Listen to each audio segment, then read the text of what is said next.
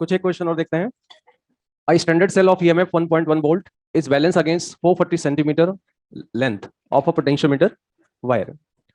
Potential difference across a resistance is balanced at 220. कोई एक resistance है, कौन सा है पता नहीं। किसी रेजिस्टेंस का जब हमने वोल्टेज मेजरमेंट किया तो वो 220 सेंटीमीटर लेंथ पर बैलेंस हो गया। If reading of voltmeter connected across resistor is 0.5, find error in voltmeter. Find error in voltmeter. Error कैसे निकालते हैं? Experimental value minus standard value. Physics में हम एरर कैलकुलेशन करते हैं experimental value minus standard value, ऐसे सॉल्व करते हैं। तो रेजिस्टेंस का वोल्टेज कितने मेथड से मेजर किया गया? दो। कौन कौन से मेथड से? एक तो ये वोल्टमीटर पढ़ के बता रहा है। वोल्टमीटर कितना पढ़ के बता रहा है? 0.5 0.02। नहीं, एरर ही बताओगे निश्चित रूप से, जो आंसर बता रहे हो एरर ही बताओगे। 0.02 एक बार फिर से चेक करो। हाँ, और कोई इज राइट आंसर। वैसे थोड़ा सा मैं आपको और करेक्ट कर दूं, 0.5 के बजाय उसको प्लस या माइनस में भी बताना चाहिए, क्योंकि एग्जामिनेशन में जब क्वेश्चन आते हैं तो हमें पॉजिटिव और नेगेटिव भी बताना पड़ता है। सबसे पहले तो ये कि स्टैंडर्ड सेल जिसका ईएमएफ नोन होता है, इसको जब मैंने पोटेंशियोमीटर पे बैलेंस किया, यानी 1.1 को बैलेंस किया, तो K × 440 पे बैलेंस हुआ, यानी K × 440। अब हमारे पास कोई एक रेजिस्टेंस है, सपोज इसका रेजिस्टेंस है, इसे पोटेंशियोमीटर के क्रॉस हमने कनेक्शन दिया, तो पोटेंशियोमीटर ने सपोज इसका वोल्टेज B पढ़ा, इसके क्रॉस वोल्टेज B रहा हो, तो B = K × 220 पढ़ेगा। Potential difference across resistance is balance at 220 and EMF 1.1 440। Divide करके देखिए क्या आंसर आया। B/1.2 220/440, तो V की वैल्यू कितनी आई? 0.55 आया। कितना आया? ये करेक्ट वैल्यू आई। लेकिन जब इसी रेजिस्टेंस का वोल्टेज हम वोल्टमीटर से नापने पहुंचे, क्योंकि आप जानते हैं कि वोल्टमीटर कुछ करंट ड्रॉ कर लेता है, यानी आप इमेजिन कीजिए कि जो इसमें एक्चुअल करंट जा रही होगी, किसी सर्किट का ये हिस्सा है, इसमें जो टोटल करंट जाएगी, ये सपोज रेजिस्टेंस इमेजिन कीजिए आई आर रहा होगा, तो यही वोल्टेज जब पोटेंशियोमीटर से पढ़ने जाओगे तो गैल्वेनोमीटर हमारा यहाँ से करंट कुछ भी ड्रॉ नहीं करेगा और रीडिंग बता देगा, यानी एक्चुअल ड्रॉप बताएगा, यानी एक्चुअल पोटेंशियल ड्रॉप बताएगा। लेकिन जैसे ही आप इसे वोल्टमीटर से कनेक्शन करेंगे, जैसे आप वोल्टमीटर से कनेक्शन करेंगे, वोल्टमीटर कुछ करंट ड्रॉ कर लेता है, तो पूरी करंट जाने नहीं देगा, तो जितना वोल्टेज ड्रॉप होना चाहिए उसे कम रीड करता है। और आप देख लीजिए कि वोल्टमीटर ने उसी रेजिस्टेंस में कितना रीड किया, और करना कितना चाहिए था। एरर होता है experimental value minus standard value. तो स्टैंडर्ड वैल्यू इसमें से कौन सा है, वोल्टमीटर रीडिंग या potentiometer reading? Standard value potentiometer reading है, तो मैं यहां लिख सकता हूं reading of voltmeter minus reading of potentiometer, यानी दोनों के जो रीडिंग है उनको डिफरेंस ले लेते हैं। मैं फिर कह रहा हूं, फिजिक्स में जब हम एरर निकालते हैं तो एरर कैलकुलेशन होती है experimental value minus standard value. खराब माइनस सही। यदि एक्सपेरिमेंटल वैल्यू हायर वैल्यू है तो एरर पॉजिटिव होता है, और एक्सपेरिमेंटल वैल्यू लो है as compare to the actual value, तो एरर नेगेटिव होता है। तो यहाँ पे वोल्टमीटर रीड किया है 0.5, रीडिंग ऑफ पोटेंशियोमीटर है 0.55, तो minus 0.05 volt is the error in the voltmeter. Alright, ये ठीक है, clear?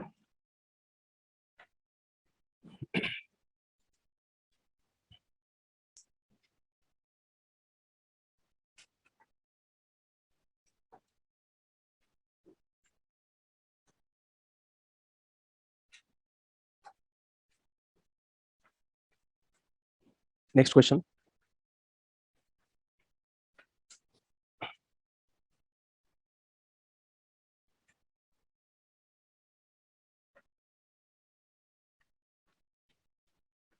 Terminal voltage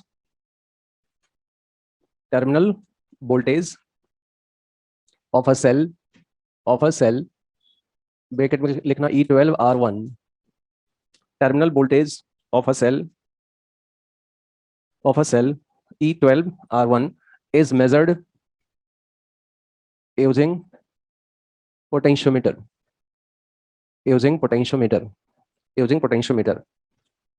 when a resistance of 3 ohm is connected across cell, comma, balance length is 600 centimeter. Balance length is 600 centimeter.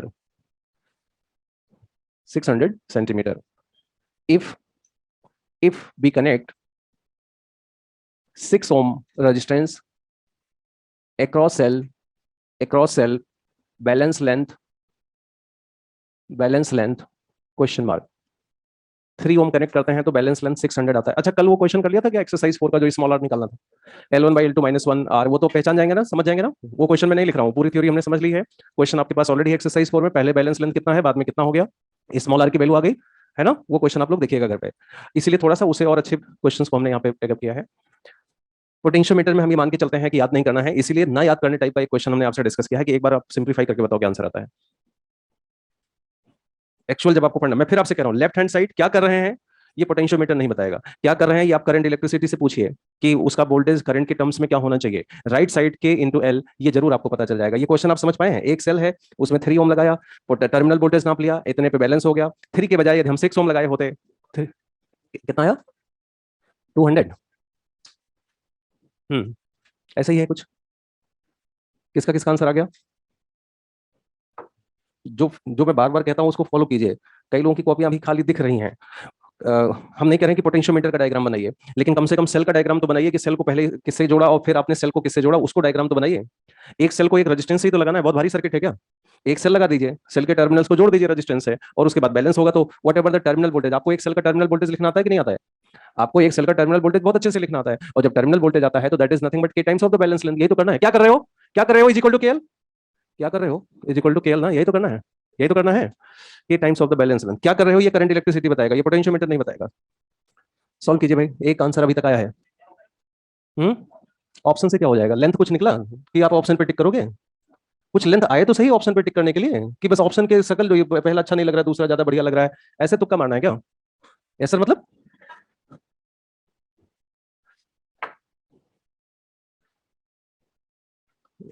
कमाल की बातें कर रहे हो, आपके घर पे एक बैटरी है और आपसे कहा जाए इस पे बल्ब जोड़ना है, एक बल्ब लगाना है, बताइए कैसे लगाएंगे, पैरेलल की सीरीज, एक बल्ब पैरेलल, अरे एक बल्ब लगाएंगे, एक बल्ब लेंगे दोनों टर्मिनल पे जोड़ देंगे, अभी इसको सीरीज कहेंगे कि पैरेलल कहेंगे, एक छोटा एक सर्किट एक ही रेजिस्टेंस है तो कहेगा सीरीज कहेगा पैरेलल, जब एक से ज्यादा होगा तब सीरीज पैरेलल की बात होगी ना।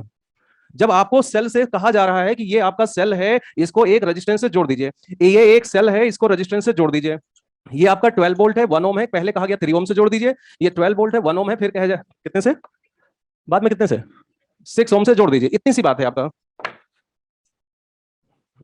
और अब इसमें कहाँ का सीरीज कहाँ का पैरेलल, हम्म 685, हाँ ठीक है, by decimal divided by fraction छोड़ दीजिए, कोई बात नहीं। आप बता सकते हैं यहां से लेके यहां तक का जो टर्मिनल वोल्टेज होगा बी इज इक्वल टू क्या होगा, ई माइनस आई आर, और सीधे सीधे यदि कैपिटल आर के टर्म में कहें, यदि यहाँ पे ई ले लेता हूं मैं, इसे स्मॉल आर इसे कैपिटल आर, ये करंट पास होगी तो B is equal to E minus I R, E minus I की जगह पर E by R into R, तो टर्मिनल वोल्टेज होगा ई आर अपॉन आर, यही आएगा सोल्व करने पर। अब आप पहला इक्वेशन बनाइए, ई इंटू ई का मतलब पहला इक्वेशन बनाइए, ई मतलब 12 capital R 3 small r 1 capital R 3 is equal to K times of 600, equation number 1 यहां से क्या आ गया। सेकंड इक्वेशन, सेकंड ई की जगह पर बोलो 12 कैपिटल आर के प्लेस पर चेंज हो गया ना, 6 upon 1 plus 6 is equal to K times balance length मुझे पता नहीं है निकालनी है, डिवाइड करके एल आप निकाल पाए हो तो बता दीजिए।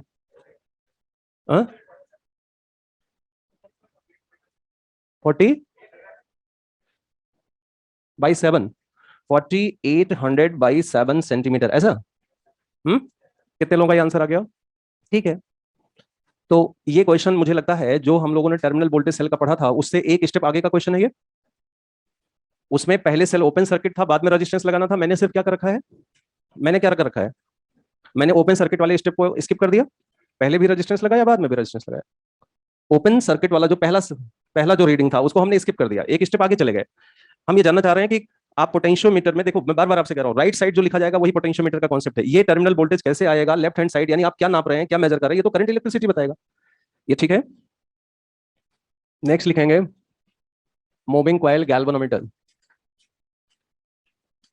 Moving coil galvanometer,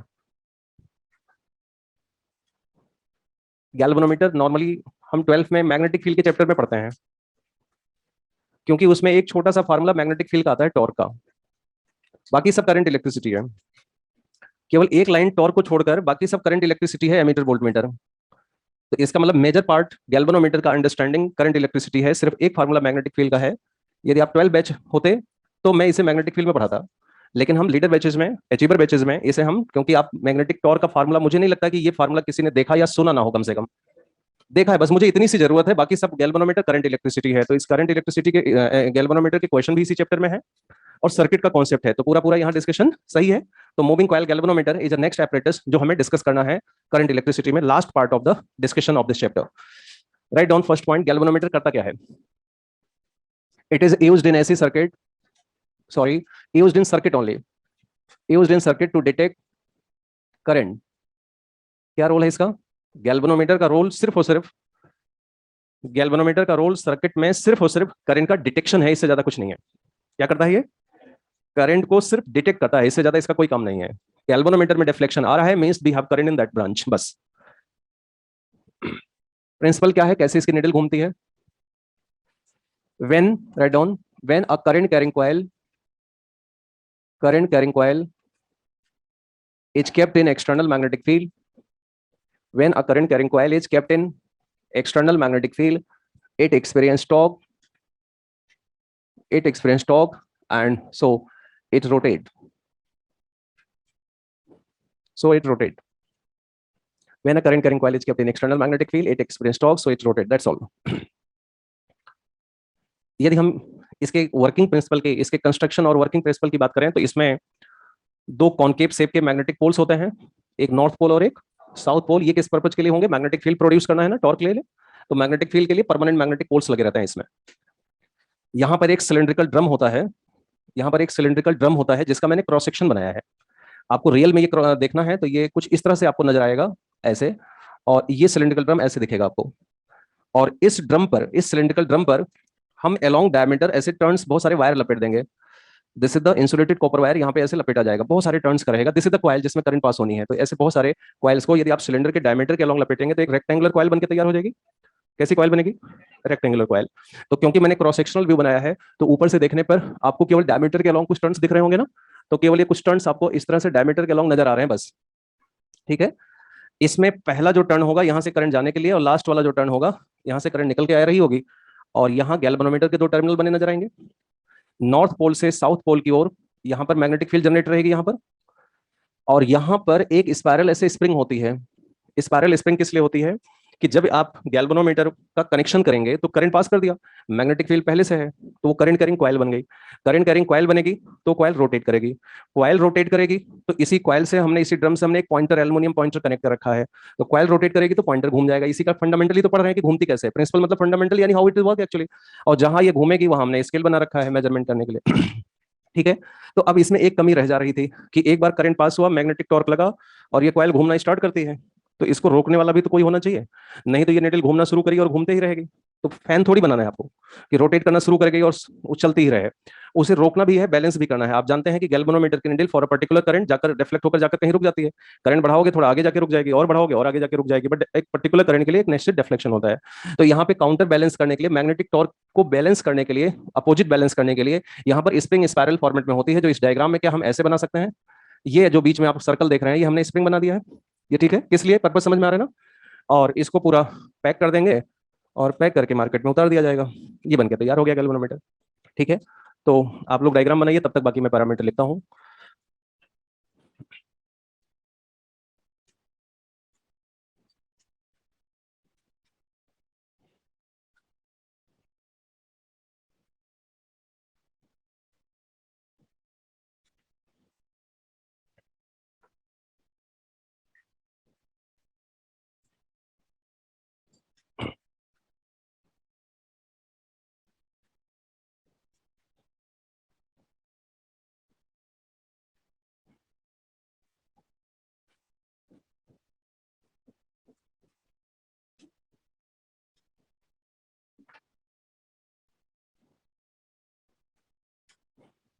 magnetic poles, coil, ठीक, मैग्नेटिक पोल्स, कॉइल और स्प्रिंग, ये तीन इसके, जब हम लोग, हालांकि अब तो सोचिए आपने बोर्ड नहीं दिया, और इस बार जो बोर्ड दे भी रहे हैं वो इस पूरे सिलेबस का ऑब्जेक्टिव पेपर दे रहे हैं। टर्म 1 क्या सिलेबस हो गया है, सेमेस्टर टाइप का।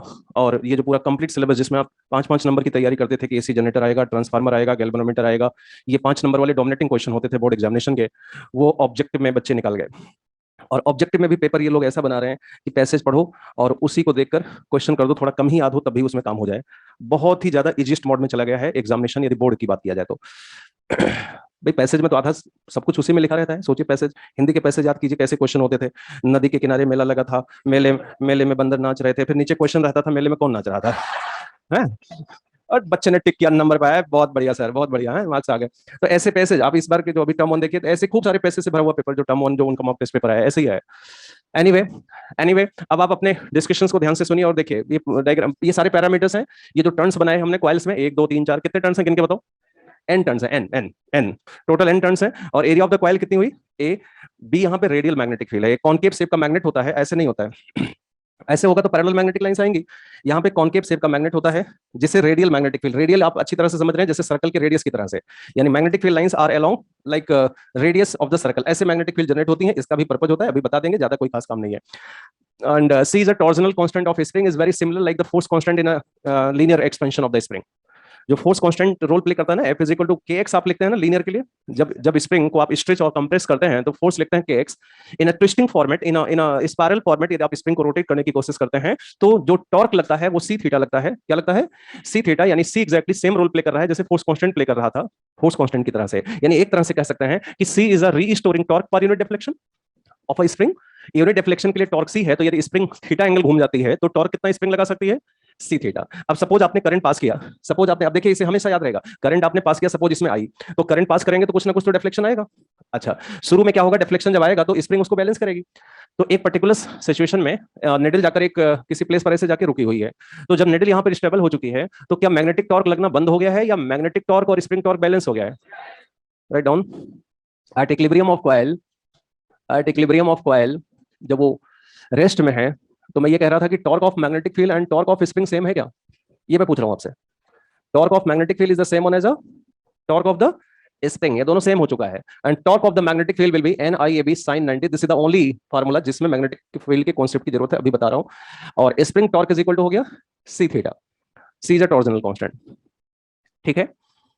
अब एक बार थीटा हम समझ लें। ये जब हम मैग्नेटिक फील्ड पढ़ेंगे, डिटेल देखा जाएगा, जब मैग्नेटिक फील्ड पढ़ेंगे, आपने इलेक्ट्रोस्टैटिक्स पढ़ा भी हुआ है, तो एरिया वेक्टर आपने देखा है सरफेस के परपेंडिकुलर लेना, तो एरिया वेक्टर सरफेस के परपेंडिकुलर। और यदि मैग्नेटिक लाइन सरफेस के प्लेन में हो, ये मैग्नेटिक लाइन, ये मेरा हाथ सरफेस, कॉइल का प्लेन जो आपने टर्निंग बना रखी है, कॉइल का प्लेन मेरा हाथ है, तो ये इसका area vector. And suppose magnetic lines are in a plane of the coil, तो दोनों के बीच का एंगल बताओ? 90। और ये सिचुएशन हम तब कर पाते हैं जब हम यहाँ पे रेडियल मैग्नेटिक फील्ड चूज करते हैं। रेडियल मैग्नेटिक फील्ड, मैं 3D में अपने हाथ को दिखा रहा हूँ, ये देखिए, जब ये कॉइल, अच्छा कॉइल यहाँ रहे चाहे यहाँ रहे चाहे यहाँ, कॉइल ऐसे घूमती रहेगी, ये जो कॉइल है ऐसे घूमती रहेगी ना, ऐसे ऐसे रोटेट करेगी, तो every time a particular value of magnetic field is always in a plane of coil. Suppose हाथ आपका यहाँ पर है तो ये वाली लाइन इसके प्लेन में होगी, ये आपका कॉइल रोटेट कर गया तो यहाँ जो बगल वाला रेडियस होगा ये इसके प्लेन में होगा, तो एक डेफिनेट वैल्यू का मैग्नेटिक फील्ड हमेशा उसके प्लेन में मौजूद है। अब बताइए मैग्नेटिक लाइंस प्लेन में मौजूद है तो टॉर्क की वैल्यू क्या होगा? NIAB sin, थोड़ा मोटा मोटा समझें कि हम चाहेंगे कि करंट पास करे तो निडल तेजी से बढ़िया से घूमे, तब सेंसिटिविटी अच्छी नजर आएगी ना, बहुत तेजी से डिफ्लेक्शन, तो टॉर्क मैक्सिमम व्यवस्था सेट की जाएगी कि मिनिमम व्यवस्था? तो आप मोटा मोटा समझिए थीटा 90 वाला व्यवस्था रखा जाएगा, ठीक है, समझ में आ गया। तो I इज इक्वल टू, आगे लिखिए, I इज इक्वल टू, क्या इसका रूल आया? I is equal to C upon NAB into theta, I is equal to K theta. इसका मतलब deflection is directly proportional to deflection is, this is the working principle of moving coil galvanometer. जो बाकी parameter हैं, क्या आपको given galvanometer के constant लग रहे हैं? एक बार स्प्रिंग लगा दिया तो C फिक्स हो गया, नंबर ऑफ टर्न कॉइल से हो गया, एरिया मैग्नेट फिक्स है, तो ये सारे पैरामीटर गिवन गैल्वेनोमीटर के लिए कांस्टेंट माने जाएंगे। तो बताओ डिफ्लेक्शन किस बात पर डिपेंड करेगा? Only current. करंट ट्वाइस हो गया तो डिफ्लेक्शन ट्वाइस हो गया, करंट हाफ हो गया तो डिफ्लेक्शन हाफ हो गया। तो this is the working principle of your moving coil galvanometer, ठीक है भाई। इसके पहले कि हम एमीटर और वोल्टमीटर के डिस्कशन में आए, करंट सेंसिटिविटी एक वर्ड आता है यहाँ पे, इसको हम C.S से जानेंगे आज के बाद। CS current sensitivity. Moving coil galvanometer की करंट सेंसिटिविटी क्या होती है? करंट सेंसिटिविटी का मतलब होता है, पहले सेंसिटिविटी का मतलब क्या हुआ? Less current more deflection is supposed to be a good sensitive galvanometer. Current sensitivity जैसे होता है ना कि आपका हाथ टेम्परेचर के लिए कितना सेंसिटिव है ना, हल्का सा टच करते गर्म महसूस हो रहा है, कचौड़ी वाले को नहीं फील हुआ, तो ये हाथ हमारा टेम्परेचर की सेंसिटिविटी दिखा रहा है। अब मैं आपसे पूछ रहा हूँ करंट सेंसिटिविटी, यानी करंट खाने के बाद कितना घूमता है, यही सेंसिटिविटी होगा। तो यानी सेंसिटिविटी किससे पता लगाओगे? पहले दिमाग में क्या आ रहा है? सेंसिटिविटी किससे पता लगाओगे? डिफ्लेक्शन से। कैसे पता चलेगा? डिफ्लेक्शन से। जिसका ज्यादा डिफ्लेक्शन उसकी ज्यादा सेंसिटिविटी, जिसमें कम डिफ्लेक्शन, बेटा ज्यादा कम की बात तो तब होगी ना जब करंट की वैल्यू डिसाइड हो जाए। तो पर यूनिट करंट जिसमें ज्यादा डिफ्लेक्शन होगा वो ज्यादा अच्छा माना जाएगा। ज्यादा करंट होगा तो ज्यादा डिफ्लेक्शन तो स्वाभाविक है, लेकिन पर यूनिट डिफ्लेक्शन से कंपैरिजन होगी ना सेंसिटिविटी की। करंट सेंसिटिविटी की डेफिनेशन बोलिए। डिफ्लेक्शन, डिफ्लेक्शन पर एम्पियर करंट, डिफ्लेक्शन पर ampere current, per unit current, ठीक है। यहां से लेके आइए theta by I, theta by I, NAB, NAB को मैं BAN लिख दूं तो कोई प्रॉब्लम तो नहीं है ना? BAN/C। अब आपसे क्वेश्चन, छोटा सा ऑब्जेक्टिव क्वेश्चन पूछा जाए, to increase the current sensitivity of moving coil galvanometer which of the following parameters should be increase और डिक्रीज, या क्या भैया बताइए। आपको यहाँ स्ट्रॉन्ग मैग्नेट रखना होगा क्या? मैग्नेटिक फील्ड की वैल्यू स्ट्रॉन्ग रखनी होगी। एरिया क्या चूज करें? नंबर ऑफ टर्न्स कम की ज्यादा? थोड़ा स्प्रिंग सॉफ्ट चूज कर लेना। सी की वैल्यू क्या होना चाहिए? सॉफ्ट स्प्रिंग चूज कर लेना। ये नहीं कि आपने कड़ी सी स्प्रिंग लगा दी है और मैग्नेटिक टॉर्क घुमाना चाह रहा है, स्प्रिंग रोक के रखा है, कहां जा रहे हो? कड़ी स्प्रिंग नहीं लगाना। सी की वैल्यू थोड़ा कम होना चाहिए, राइट? तो करंट सेंसिटिविटी में BAN इंक्रीज करना है और सी की वैल्यू डिक्रीज करना है। बैन अपॉन कार बच्चे याद करते हैं, कुछ बच्चे इसे बंसी भी बोलते हैं। वोल्टेज सेंसिटिविटी, वोल्टेज सेंसिटिविटी इसी तर्ज पर आ गया है। एक नया टर्म है वोल्टेज सेंसिटिविटी की कैसे होगा और क्या वैल्यू होगी।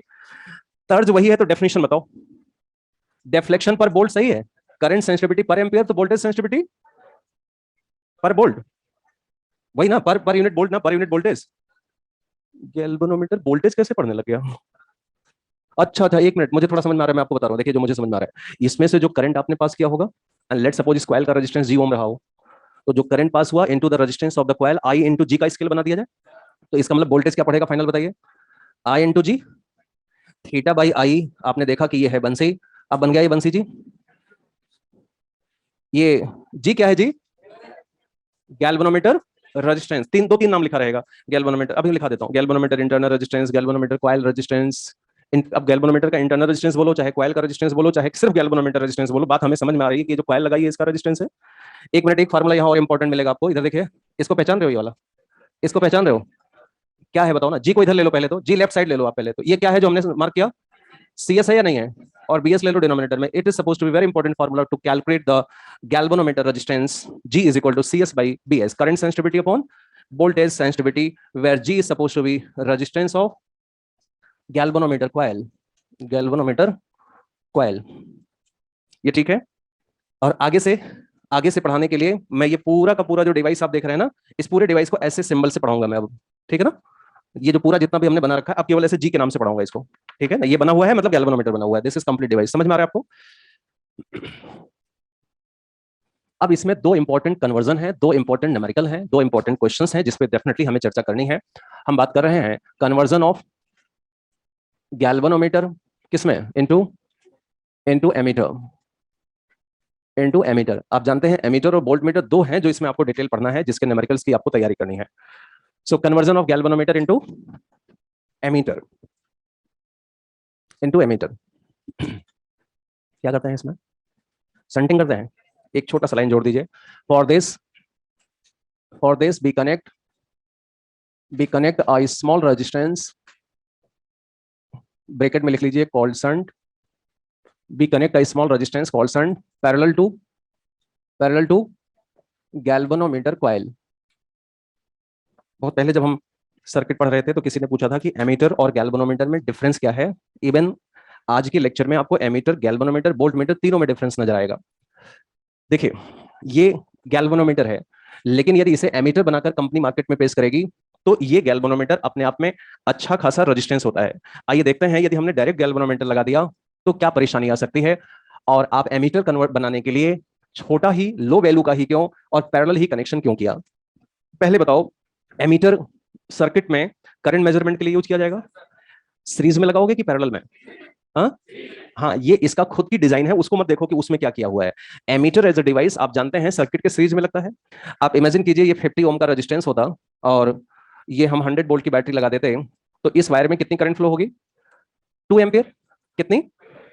2 एम्पियर। अब इस करंट को मेजरमेंट करने के लिए हमने यहाँ रास्ते में लगाया गैल्वेनोमीटर। गैल्वेनोमीटर में बाइंडिंग करते करते अच्छा खासा रेजिस्टेंस आ जाता है। से इट इज 50 ओम, से it is. Now what would be current in a wire, in a circuit? Actual current कितनी थी? इसने गैल्वेनोमीटर क्या पढ़ेगा? उससे अच्छा ना पढ़ता, उससे अच्छा हम अंदाजन बोल देते कि 1 आध एम्पियर होगी करंट सर्किट में, तब भी गलत होता। ये कौन सा अच्छा पढ़ रहा है? क्यों गलती हो रही है आप बता सकते हैं क्या? इसके रेजिस्टेंस की वजह से। यदि मैं गैल्वेनोमीटर के रेजिस्टेंस को गायब कर दूं तो ये शायद एक अच्छा डिवाइस बन जाएगा। अब इसके रेजिस्टेंस को गायब करने के लिए मैंने इसके पैरेलल में 0.1 ओम का रेजिस्टेंस लगा दिया। आप जानते हैं कि पैरेलल में जब आप रेजिस्टेंस लगाते हैं तो इक्विवेलेंट रेजिस्टेंस छोटे वाले से भी छोटा होगा। तो अब बताइए इन दोनों का इक्विवेलेंट लेस देन 0.1 हुआ और सर्किट का रेजिस्टेंस ऑलमोस्ट 50 का 50 ही रहा और सर्किट की करंट ऑलमोस्ट 2 एम्पियर ही रही। इसे हम एमीटर कहते हैं जब पैरेलल कर लिया, यानी ammeter as a galvanometer resistance ज्यादा था, उसे हमें करंट मेजर करना था, सर्किट के सीरीज में लगाना था, उसके रेजिस्टेंस को मुझे गायब करना था, कम करना था। तो रेजिस्टेंस गायब एक ही कंडीशन में हो सकता है, जब आप क्या करें, स्मॉल रेजिस्टेंस लगा लें और उसके पैरेलल। तो एमीटर जब कंपनी बनाएगी तो ये गैल्वेनोमीटर का कॉइल है, यहां पर संटिंग करके तब मार्केट में उतारा जाएगा। गैल्वेनोमीटर कॉइल की यहीं पे एस लगा देंगे, पैरेलल स्मॉल रेजिस्टेंस लगाकर संटिंग करके इसका रेजिस्टेंस मिनिमाइज करके अब ये जब डिवाइस बन के आएगी तो क्या नाम से आएगी, अब ये एमीटर के नाम से आएगी। और हम जो डायग्राम बनाने जा रहे हैं, जैसा मैंने कहा मैं सिंबल बनाऊंगा, मुझे इस सर्किट से नहीं मतलब है, मुझे बैटरी से नहीं मतलब है, हमें सिर्फ एमीटर से मतलब था। तो एमीटर का मतलब हो गया कि ये आपका गैल्वेनोमीटर जिसमें करंट सपोज आई है, लेकिन ये इसका रेजिस्टेंस कम से कम हो जाए, इसके लिए हमने यहाँ क्या लगा रखा है, इसके पैरेलल में एक छोटा रेजिस्टेंस लगा रखी है जिससे इसका रेजिस्टेंस खत्म हो जाए। ऐसा जब आप कर देते हैं तो उसे कहते हैं हम ammeter. Now can you tell me what is ammeter? Is a galvanometer. What is ammeter? Is a galvanometer having, समझ में आ गया? अब आपके सामने कहा जाए एक गैल्वेनोमीटर है एक एमीटर है, किसका रेजिस्टेंस ज्यादा होगा? समझ गए कि नहीं? इसीलिए जो गैल्वेनोमीटर होता है उसको नॉर्मली माइक्रो एमीटर भी कभी कभी कहा जाता है, यानी वो थोड़ी सी करंट पाएगा और उसका निडल पूरे पे पहुंच जाएगा। सपोज ये गैल्वेनोमीटर है और इसमें 1 मिली एम्पेयर करंट पाया नहीं कि जो इसकी निडल है वो लास्ट खाने पे जा पहुंची, लास्ट डिवीजन पर निडल पहुंच गई, क्योंकि वो उसमें तो 100% करंट जा रही है। तो जब गैल्वेनोमीटर अकेले काम करता है रहता है तो उसमें लीस्ट करंट, थोड़ा सा करंट पाते ही वो उसका फुल स्केल डिफ्लेक्शन आ जाता है, जो उसका स्केल बना हुआ है फुल स्केल डिफ्लेक्शन, यानी निडल लास्ट खाने पे पहुंच चुकी है।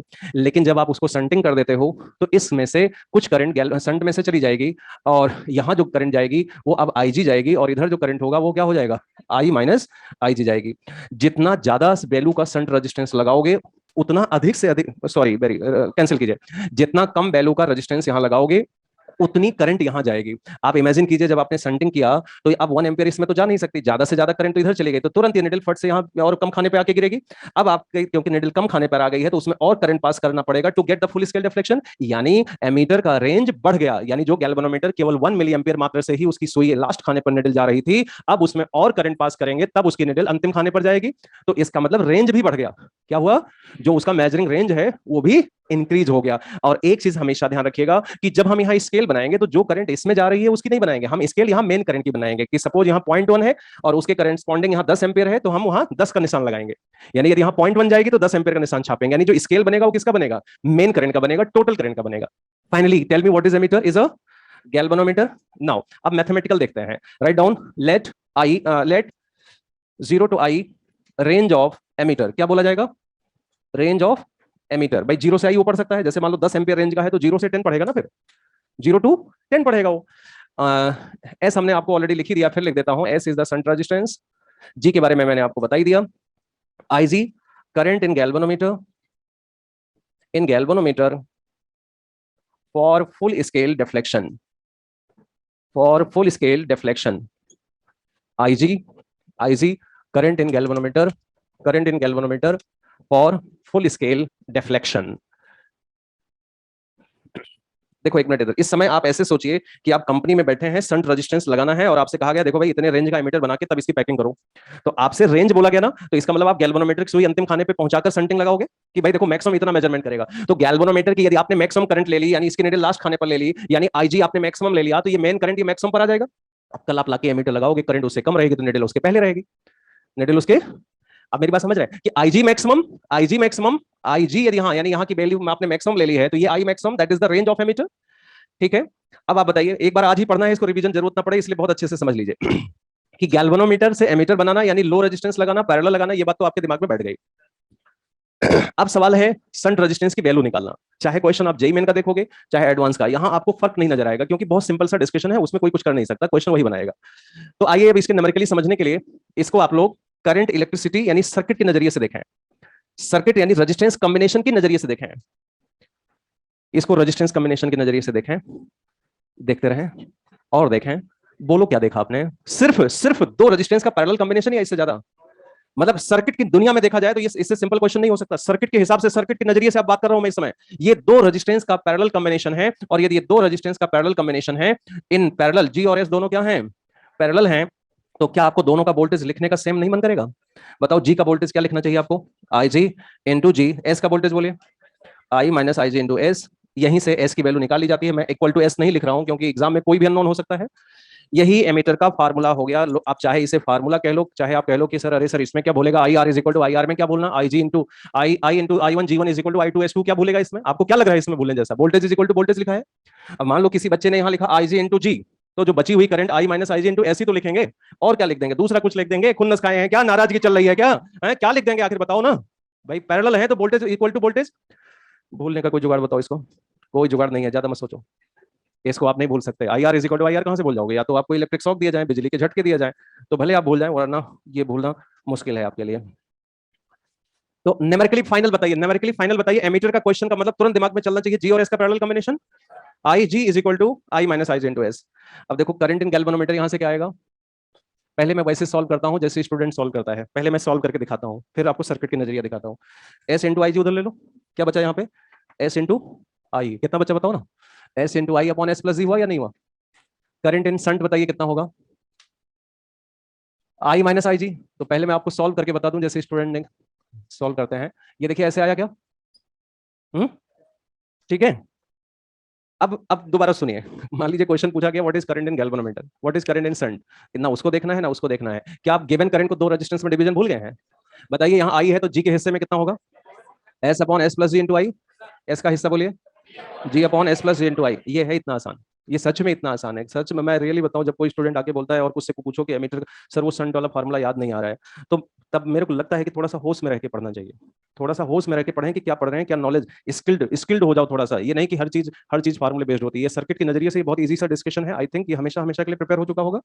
अब एक बात मैं और पूछ लेता हूँ, आपने एक दिन पूछा था कि गैल्वेनोमीटर और एमीटर में रेजिस्टेंस का क्या फर्क है, आज ये फर्क पता चला। अब मैं आपको एक स्टेप आगे बढ़ के पूछता हूँ, यदि आपसे कहा जाए कि एक गैल्वेनोमीटर से, आप पता है गैल्वेनोमीटर बना दोगे तो जी फिक्स हो जाएगा, क्या फिक्स हो जाएगा, कैपिटल जी फिक्स हो जाएगा, क्योंकि आपने टर्निंग फिक्स कर दी। एक गैल्वेनोमीटर में आईजी मैक्सिमम भी फिक्स होता है once you make a galvanometer, क्योंकि आप जरा इमेजिन कीजिए स्प्रिंग उसकी फिक्स हो चुकी है, तो उसकी सुई लास्ट खाने पर जाएगी तो स्प्रिंग कितना टॉर्क लगाएगी ये फिक्स है, तो उसको वहां पे रोके रखने के लिए मैग्नेटिक फील्ड कितना होगा, टॉर्क लगाएगा एनआई, भी वो भी फिक्स है। तो इसका मतलब ये हो गया कि once you make a galvanometer capital G fix हो गया, and what the current needed to get the full scale deflection, full scale में यानी जितना उसका स्केल छपा हुआ है सब लास्ट तक जाने के लिए, ये दोनों फिक्स हो जाता है।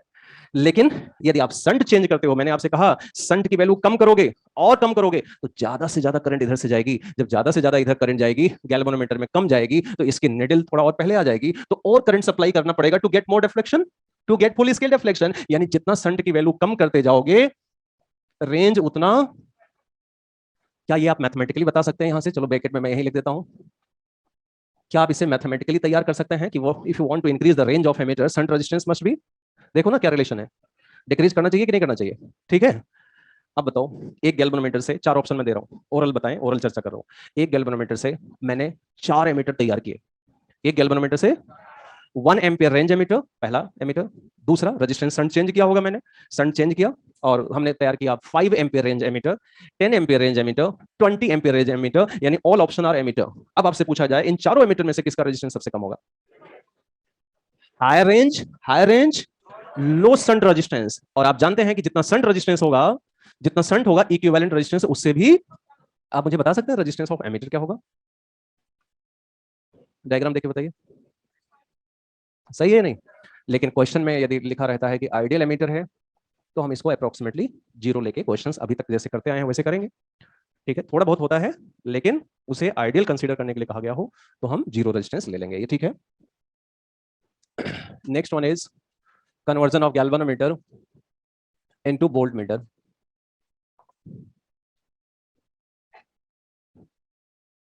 क्या करेंगे इस बार, खाली स्थान भरो,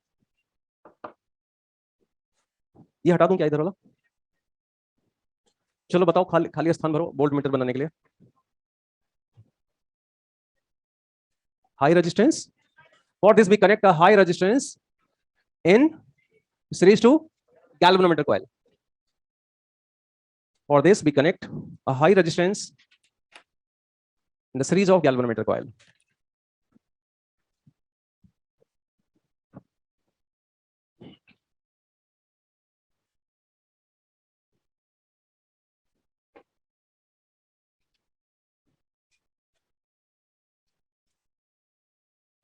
Next, write down conversion of galvanometer into voltmeter. For this we connect a high resistance in the series of galvanometer coil.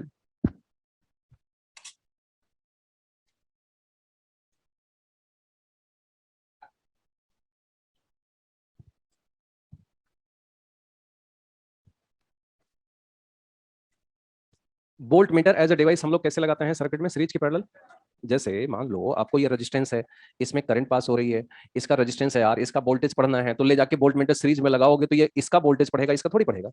आप जानते हैं वोल्टेज पढ़ना है तो जिसका वोल्टेज पढ़ना है उसके पैरेलल में लगाएंगे, पैरेलल में वोल्टेज सेम होता है, तो जो इसका वोल्टेज होगा वही इसका ये पढ़ देगा। तो voltmeter as a device कैसे लगाते हैं? पैरेलल में। तो थोड़ा सा एक हम सर्किट बना रहे हैं और इसमें करंट फ्लो हो रही है सपोज आई, और ये सपोज रेजिस्टेंस है यार, हालांकि ये वोल्ट मीटर से कोई लेना देना इसका नहीं है, मन ही मन में इसको 4 एम्पियर आप ले लें और सपोज ये 5 ओम है, तो पॉइंट ए और बी के बीच आपको रियल एक्चुअल ड्रॉप कितना नजर आ रहा होगा? 20। 4 हमने करंट लिया है, 5 हमने रेजिस्टेंस लिया है। अब इस वोल्टेज को हम पढ़ना चाहते हैं तो एज ए गैल्वेनोमीटर पैरेलल लगाऊंगा तभी काम चलेगा। तो मैंने क्या किया, गैल्वेनोमीटर इसके लगा दिया पैरेलल ऐसे। जब मैंने गैल्वेनोमीटर पैरेलल लगा दिया तो गैल्वेनोमीटर भी एक रेजिस्टेंस है, तो कुछ करंट इसमें से कहां चली आएगी? गैल्वेनोमीटर में। पोटेंशियोमीटर इसलिए अच्छा था कि पोटेंशियोमीटर ए और बी का वोल्टेज पढ़ लेता लेकिन जीरो डिफ्लेक्शन पे काम करता, बिना करंट ड्रॉ किए आपको रीडिंग दे देता, बैलेंस लेंथ बता देता, इसलिए पोटेंशियोमीटर अच्छा था। अब गैल्वेनोमीटर क्या हुआ, कुछ करंट खा गया, सपोज 0.5 एम्पियर खा गया ये। अब यदि इधर 0.5 आ गया तो क्या इस रेजिस्टेंस में 4 का 4 जाने पाया? जितना जाना चाहिए था उससे कम जा रहा है, 3.5 ही जा रहा है, तो जितना ए और बी में ड्रॉप आना चाहिए था वोल्टेज का उतना आएगा या उससे कम आएगा? तो इस रीडिंग को अच्छा सा अच्छा करने के लिए आप क्या चाहते हैं, इधर करंट आए या ना आए? हम यही चाहते हैं। तो करंट ना आए, हालांकि बिना आए तो इसकी सुई घूमेगी नहीं, लेकिन हम दोनों के बीच में समझौता कर लेते हैं कि ठीक है करंट आएगी भी और नहीं भी आएगी, यानी जितना आ रही है उससे कम आए, जिससे हमारा रीडिंग ठीक है गलत हो रहा है लेकिन एरर मिनिमाइज तो किया जाए कम से कम। तो हम इस करंट को मिनिमाइज करने के लिए इस गैल्वेनोमीटर के सीरीज कॉम्बिनेशन में हमने यहाँ हाई रेजिस्टेंस लगा रखा है। जब हाई रेजिस्टेंस लगा दूंगा तो इधर लीस्ट करंट आएगी, लगभग लगभग टोटल करंट जो रेजिस्टेंस में जा रही थी जाएगी, और ये आपका रीडिंग लगभग करेक्ट आएगा। अब ये तो मैंने एक इलेक्ट्रिकल सर्किट का एग्जांपल लेकर एक्सप्लेन करना चाहा था, वोल्ट मीटर तो मेरा इतना सा है, यानी वोल्ट मीटर हमारा डिवाइस क्या है, सिर्फ इतना सा। जब आप देखते हैं कि वोल्ट मीटर बना हुआ है, जब आप देखते हैं वोल्ट मीटर बना हुआ है, और इसीलिए हम लोग कहते थे किसके बीच कनेक्शन है उसके बीच वोल्टेज बढ़ेगा, तो बना हुआ वोल्ट मीटर है, तो एक्चुअली वोल्ट मीटर क्या है? Is a galvanometer. What is volt meter? Is a galvanometer, is a galvanometer, is a galvanometer having high resistance in series. क्यों हाई, क्यों सीरीज, सारी बातें मुझे लगता है समझ में आ गई होगी। अब आपसे ये पूछा जाए कि रीडिंग ऑफ वोल्ट मीटर होगा कितना, इसे रेंज भी कहा जा सकता है, इसे रेंज भी कहा जा सकता है कि रेंज क्या होगा या रीडिंग क्या होगी, मतलब हम ये चाहते हैं कि ये यहां से लेके यहां तक कितना वोल्टेज पड़ेगा। तो इसका रेजिस्टेंस जी रह गया या जी प्लस आर हो गया? ये जी प्लस आर इसका रेजिस्टेंस हो गया, ठीक है। वोल्ट मीटर वोल्टेज पढ़ना है, वोल्ट मीटर मतलब वोल्टेज। इस चैप्टर में जब भी वोल्टेज की बात आएगी हमेशा आई आर की याद आएगी, इसको भूलने जैसा कोई सिचुएशन होना ही नहीं चाहिए। B is equal to I R, B is equal to I R. आप बता सकते हैं मेरे बिना पढ़ाए कि ये बी कितना पढ़ेगा? आई जी जी प्लस आर नहीं पड़ेगा बेटा, यही वोल्ट मीटर का न्यूमेरिकल है, जिसमें आपको हमेशा ये पूछा जाता है कि इस गैल्वेनोमीटर में लगाए गए सीरीज रेजिस्टेंस की वैल्यू बताओ, तो B by I G minus G करके आपके बुक्स में ऐसे डब्बे में फार्मूले के रूप में ये पैक रहता है। लेकिन इससे बेहतर आप इसको देखो तो और अच्छे से हमेशा याद आएगा और कभी ना भूलने जैसी सिचुएशन दिखाई दे रही होगी। बताइए है कोई इसको भूलने का? वोल्ट मीटर मतलब वोल्टेज, वोल्टेज मतलब वोल्ट मीटर एक डिवाइस है जो करंट जाएगी into resistance of voltmeter. I R ही कर रहे हैं हम, क्या कर रहे हैं बताइए, इसमें क्या रटें क्या पढ़ें क्या ना पढ़ें आप बता दीजिए। आई जी जी प्लस आर हमेशा ध्यान रहेगा, आई जी जी प्लस आर। वैसे तो मैंने यहाँ लिख दिया है लेकिन फिर भी अब एक बार और लिख लेते हैं। रेजिस्टेंस ऑफ वोल्ट मीटर कितना हुआ? जी प्लस आर। लेकिन यदि क्वेश्चन में resistance of ideal volt meter लिखा रहे तो फिर हम उसे इनफाइनाइट कंसीडर करके अपना क्वेश्चन करते हैं। हम ये मान के करते हैं कि वोल्ट मीटर हमारे सर्किट से करंट ड्रॉ नहीं करेगा, हमारे सर्किट के रेजिस्टेंस को प्रभावित नहीं करेगा, कोई इफेक्ट नहीं करेगा, ये मान के हम करते हैं। ये ठीक है?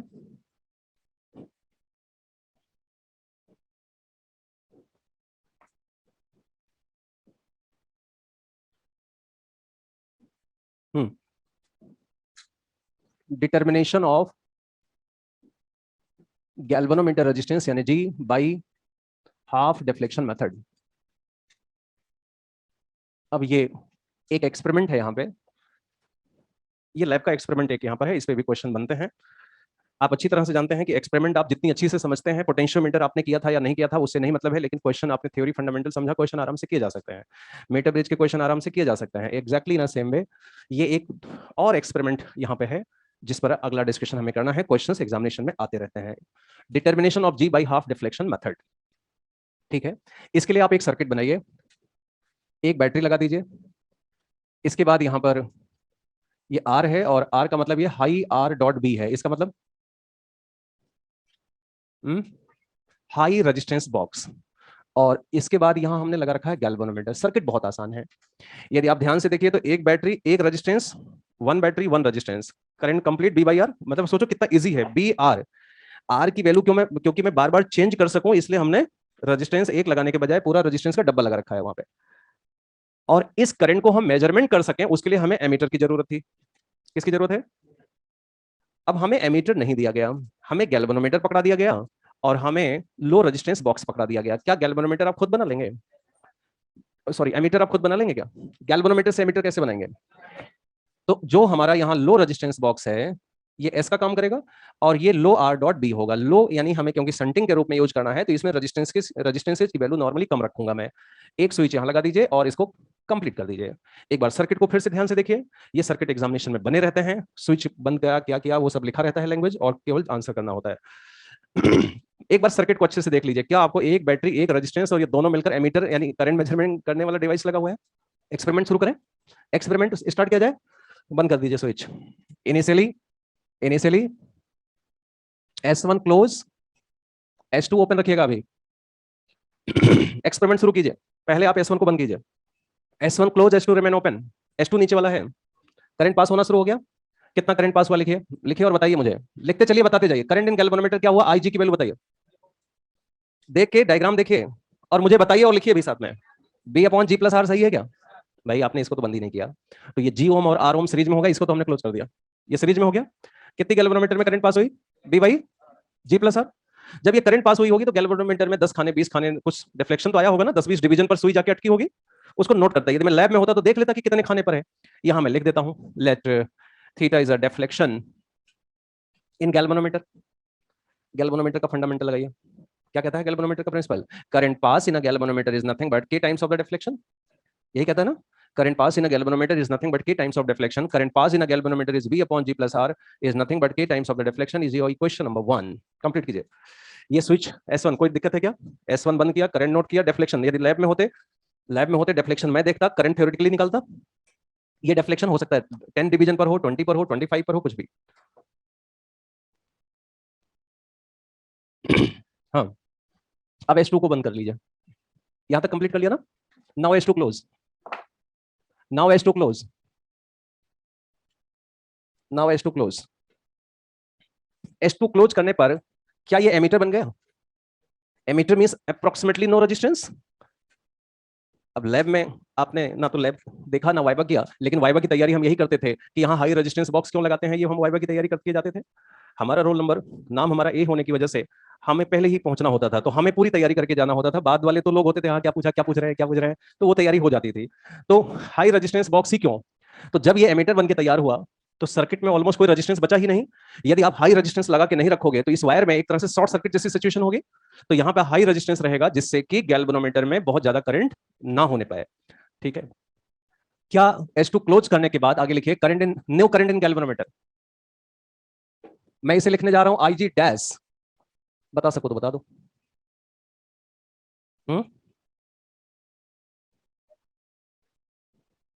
क्या बता रहे हैं आप लोग?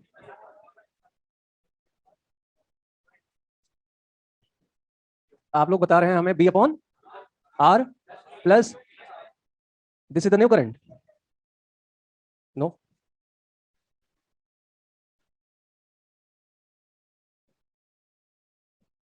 मेरी फिंगर देखिए और सोच के बताइए।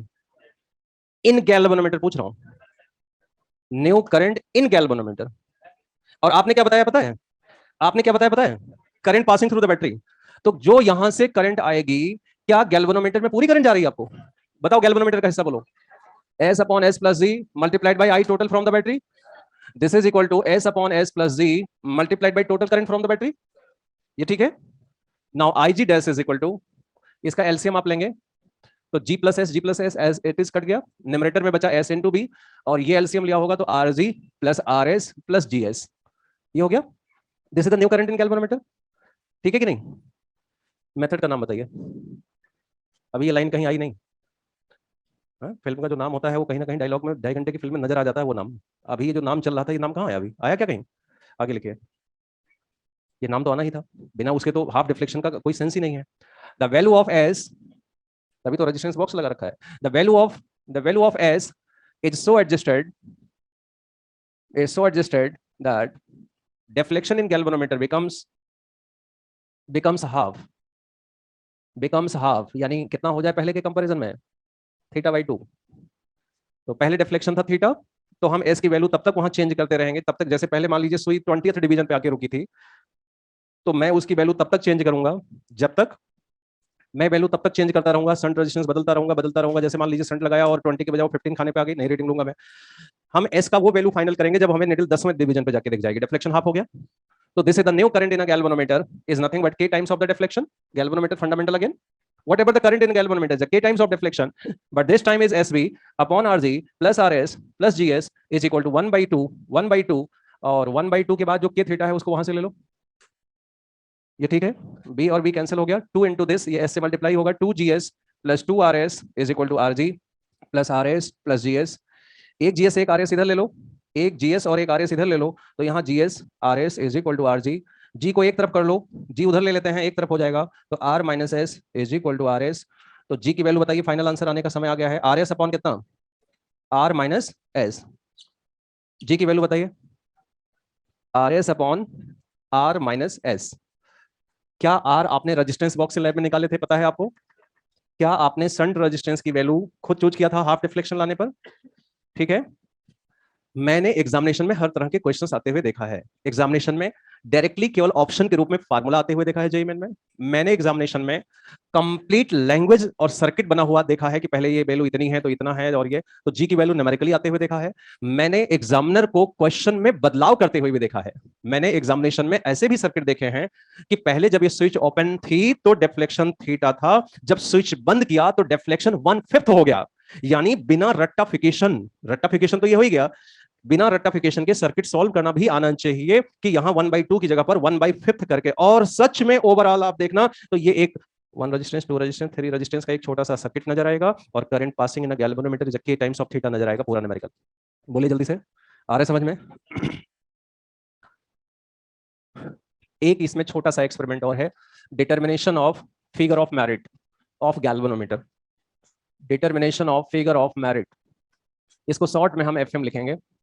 सर्किट यही बनेगी, खाली ये नीचे वाला हटा दीजिए, खाली ये नीचे वाला हटा दीजिए, बाकी सब एज इट इज बना लीजिए। एक लाइन का काम है, इसको लोग नहीं भी पढ़ते तब भी एग्जामिनेशन में क्वेश्चन सही कर लेते हैं। लेकिन यदि साफ साफ फिगर ऑफ मेरिट लिखा हुआ आ गया तो ऐसा नहीं कि घबरा जाए कि ये क्या हो गया। फिगर ऑफ मेरिट की जानकारी हमें होना चाहिए। Determination of figure of merit of galvanometer FM.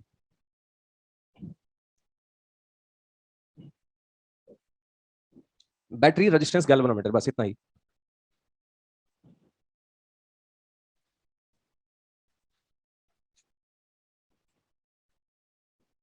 IG बताइए फटाफट। Let theta is deflection in galvanometer, then FM is equal to होता है figure of merit is equal to,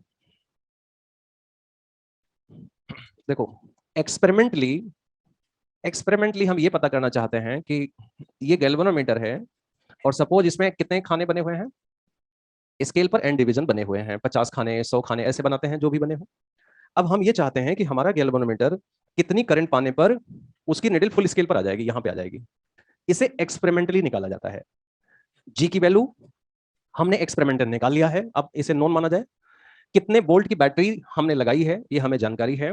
इस डब्बे में से कितना आर चूज किया है ये हमें पता है। तो क्या आपको ये न्यूमेरिकली सारा पता है? सपोज ये 4 एम्पियर आ गया, सपोज ये कितना आ गया, रियल न्यूमेरिकल वैल्यू आ गई कि नहीं आ गई? और यदि मैं लैब में होता और उस करंट के करस्पॉन्डिंग मान लीजिए निडल 10वें खाने पे जाती, कितने खाने पर? 10वें खाने पर।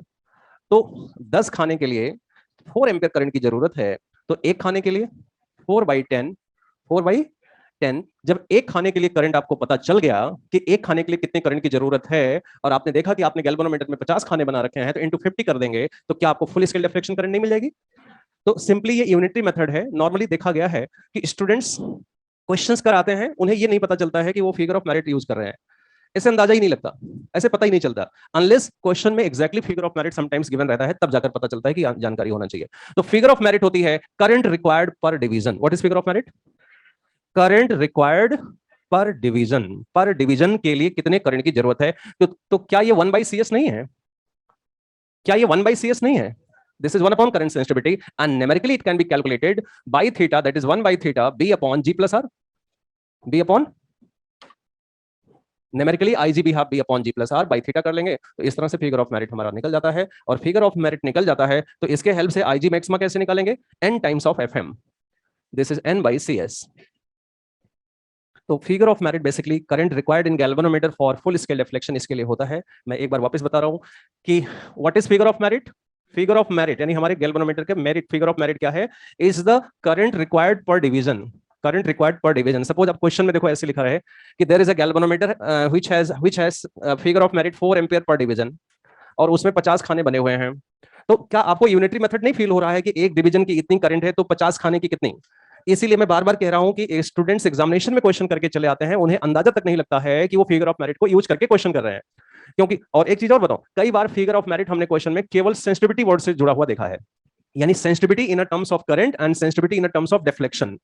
जैसे हमने जो करंट सेंसिटिविटी हमने उसको लिखा था करंट सेंसिटिविटी, समटाइम्स हमने एग्जामिनेशन में क्वेश्चंस में सेंसिटिविटी वर्ड लिखा हुआ देखा है कि the sensitivity of galvanometer is 4 ampere पर डिवीजन, यानी एक खाने के लिए, पर खाने के लिए उसकी करंट रिक्वायरमेंट इतनी है, और उसके डिवीजन देखकर आईजी मैक्सिमम निकल जाएगी।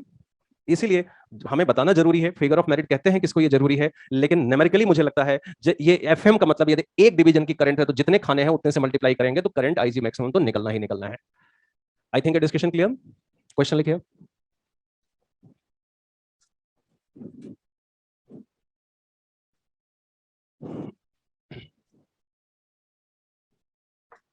There is a galvanometer, there is a galvanometer, bracket में लिखना G50 ohm. There is a galvanometer G50 ohm, G50 ohm gives full scale deflection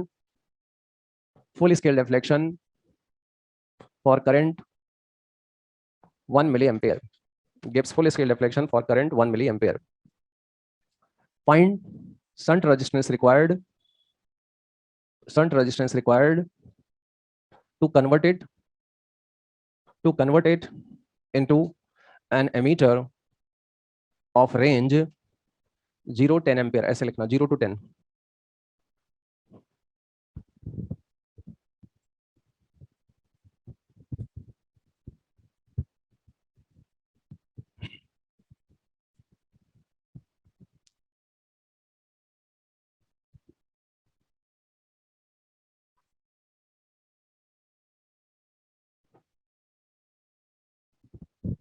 क्या निंदर, आप कौन से इक्वेशन में कह रहे हो आप, जी मल्टीप्लाई क्या,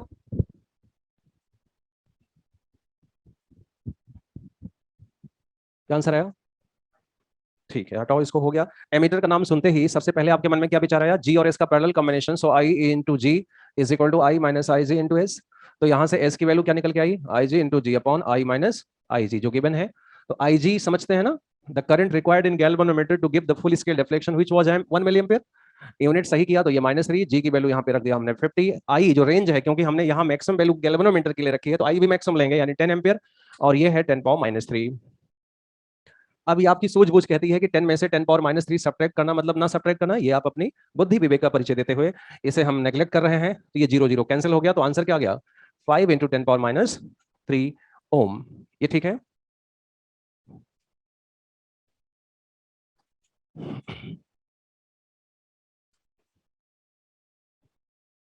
ठीक है भाई। A galvanometer has 150 division on its scale। कितने खाने बने हैं, 150 डिवीजन, 150 खाने बने हुए हैं। Its CS and BS are 10, its CS and BS are 10 division per milliampere and 2 division per millivolt respectively। Its CS and BS are 10 division per milliampere and 2 division per millivolt respectively। Find resistance required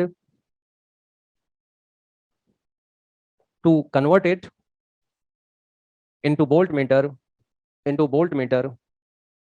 which each division can read 1 volt, which each division can read 1 volt।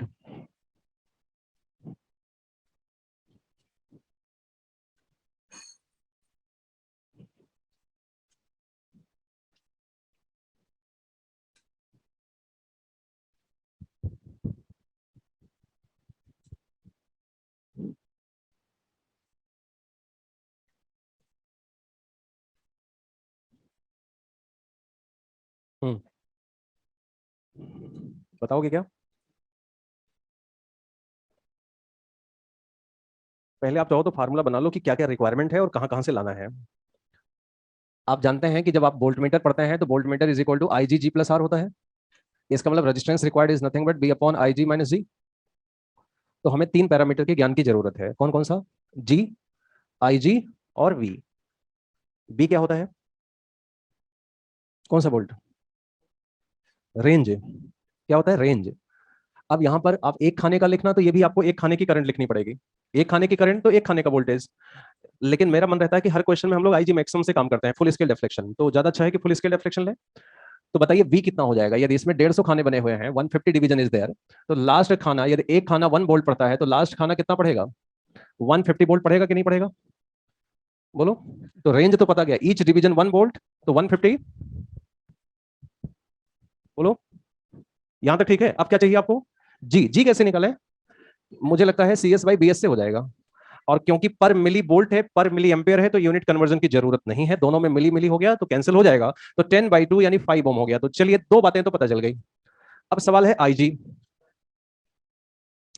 IG की जो value होती है, यदि आपको number of division दिया हो तो उसको फिगर ऑफ मेरिट यानी एक खाने की current multiplied by number of division is the IG maximum. और फिगर ऑफ मेरिट होती है 1 बाई करंट सेंसिटिविटी। तो नंबर ऑफ डिवीजन इसमें बने हैं 150 और डिवीजन और करंट सेंसिटिविटी गिवन है 10 डिवीजन पर मिली एम्पियर। तो डिवीजन डिवीजन कैंसिल हो गया, ये आ गया 15 मिली एम्पियर। तो दिस इज 15 इंटू 10⁻³ तो आर की वैल्यू हो गया 10,000 -2 -5। ये 5 है क्या? तो 10,000 -5 यानी 9,995 ओम। जेई मेन और एडवांस के पेपर को देखा जाए तो जेई मेन का आया हुआ वोल्ट मीटर का अभी तक ये हम सबसे अच्छे क्वेश्चन में गिनते हैं, एडवांस के भी कंपैरिजन में ये अच्छा क्वेश्चन। अच्छा, ये कैलकुलेशन मैंने फार्मूले बेस किया। मैं आपसे कह रहा था कि फिगर ऑफ मेरिट दिमाग में नहीं रखें, यूनिटरी मेथड कोई स्टूडेंट दिमाग में रखे तब भी क्वेश्चन करके आएगा। यदि आपको ये मन में है कि आईजी का मतलब current required for full scale deflection, तो क्या यहां आपको ऐसे नहीं पता चलेगा कि 10 डिवीजन से करंट के लिए कितनी करंट की जरूरत है? 10 डिवीजन 1 मिली एम्पियर, सो 1 डिवीजन, सो 1 डिवीजन 1/10, सो 150 डिवीजन। तो यूनिटरी मेथड से भी आ गया कि नहीं आ गया? आप चैप्टर कंप्लीट करेंगे। अब हम आज होमवर्क अलग से नहीं, चैप्टर कंप्लीट है, आप सारे क्वेश्चंस कीजिए, एमीटर वोल्टमीटर सभी न्यूमेरिकल्स। जो एक्सरसाइज 4 में क्वेश्चंस बचे थे वो एमीटर गैल्वेनोमीटर वाले थे। और नेक्स्ट टर्न पर कुछ और क्वेश्चंस करके और फिर हम कैपेसिटर स्टार्ट करेंगे, लेक्चर एंड करें। नेक्स्ट टर्न पर आप एक्सरसाइज 1 और 2 भी करके आए। जो डाउट हो गए उनको भी डिस्कस करा जाएगा, फिर उसके बाद 3 4